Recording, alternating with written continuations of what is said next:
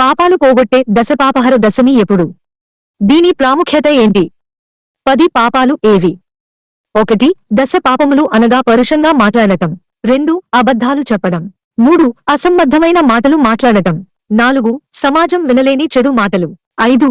తనది కాని ధనం కోసం ఆశపడటం. 6. వస్తువులపై వ్యామోహం. 7. ఇతరులను ఇబ్బంది పెట్టే పనులు, ఇతరులకు చెడు చేయాలనుకోవడం. 8. అర్హతలేని వారికి దానం ఇవ్వడం. 9. జీవహింస. 10. వ్యభిచారం. ఇలా మాటలతో లేదా శరీరంతో లేదా మనసుతో తెలిసి కాని తెలియక కాని చేసే దశ పాపములను జ్యేష్ఠ శుద్ధ దశమి రోజు సంకల్ప సహితంగా గంగానదిని స్మరించుకుని స్నానం ఆచరించినటువంటి వారికి దశ పాపాలు తొలగుతాయని స్కంద పురాణం తెలియజేస్తున్నట్టు తెలిపారు.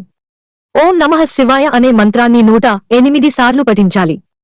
అలాగే ఈ రోజు గంగా దేవిని పూజించడం, గంగావ్రతం వంటివి ఆచరించడం, శ్రీ మహావిష్ణువుని లేదా శివుడిని పూజించడం చేత పుణ్యం కలుగుతుందని తెలిపారు.